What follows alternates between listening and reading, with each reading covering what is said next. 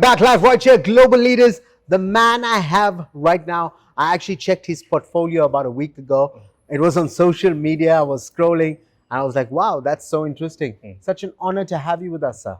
Thank you. Likewise. How about you tell our lovely viewers the name and a little bit more about yourself? Okay, I'm Nhlanhla. I'm an entrepreneur.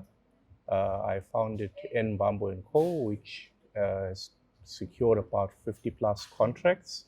It's a management services provider. We employ just over 1,000 employees.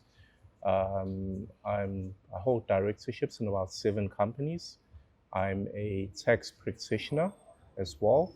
I've got a tax practice as well, registered with SARS as well, and I am the stakeholder for the tax controlling body, representative in KZN with SARS, amongst other ventures. That's fantastic. So you wear many different hats, Yeah. and you're able to do many different things. Yes. Nhlanhla, what are the secrets to your success? How did you manage to do it? Education, hard work, determination, and resilience. I hold an MBA, postgraduate. Undergraduate, I've got a cost and management diploma and a national diploma in accounting. Yeah. Wow, many different accolades. Should I say many different achievements to your name. Yes. And Nhlanhla, what are you currently working on, and how can our people get involved? So what I'm working on is by end of the year, we will employ another 500 individuals. Amazing. I plan to create another 2,000 jobs in the next 5 years, minimum, if not more. My company is only 3 years old, but we employ over 1,000 employees then, and that's verifiable data. So I've got big things that I plan to do, but the aim is to create employment, not only wealth accumulation, but create employment. And I believe that every entrepreneur should envision not only just to create a business, become wealthy, but to empower other people through creating means for them to participate economically, even if they participate as employees. But when you employ one individual, you put bread on the table for 10 people to eat through that one individual, because they're probably feeding their mother, Yes. father, siblings, kids, wife, grandfather, and all of that. And we know majority of our population is impoverished. So creating just that one employment opportunity is putting bread on the tables of many individuals. So we need to look at businesses that are pro-employment creation. 100%. And that is how we can turn things around, reduce the unemployment rate. And when we reduce the unemployment rate, we reduce crime. And that should be the aim of every entrepreneur, not just I want to be rich, but what have you done for the community?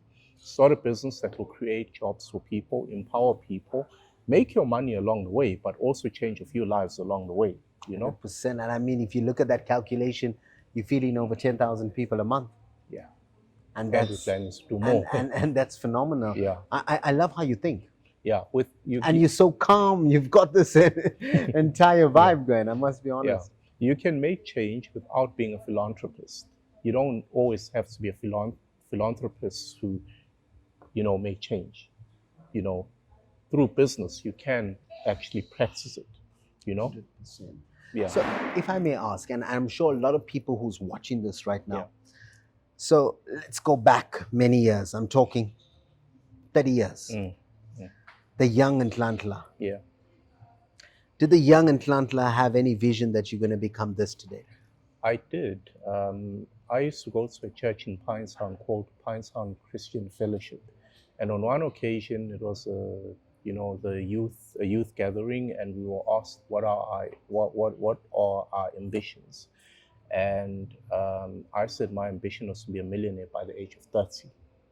So I didn't hit it at 30, but I hit it at 35, 5 years later. There you go. So you had the vision. Yeah, I had the vision, and I knew that in order to get there, I had to work hard. I had to study. I had to, have an academic background, but I also had to work. And, I worked hard in my career. My first job, I worked 3 years. I didn't take leave, didn't take sick leave.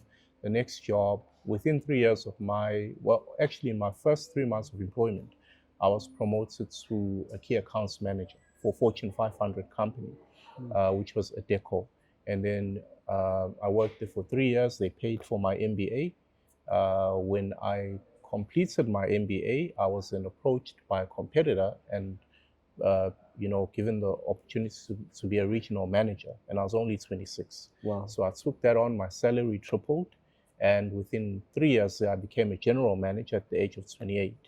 And then I got headhunted from there to Follow-Up Logistics, where I was HR manager for supply chain. And I worked there, eventually left there and started my own thing. And then here I am.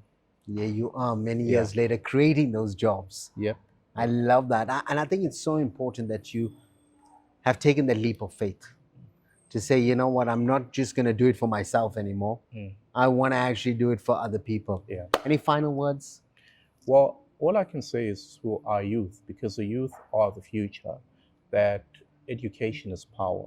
You've got to have some kind of a formal educational qualification if you want to be something in life. You can't only focus on getting your matric, but focus on getting your matric and then get a degree. If family can't afford to put you through tertiary, fine. Work for a year, be a waiter, waitress, save, get that registration fee, cover it, register, apply for NSFAS, study, get a degree. It will be hard. My tertiary life was difficult. Didn't have much of a backing from my family. Things were not so good. It was tough.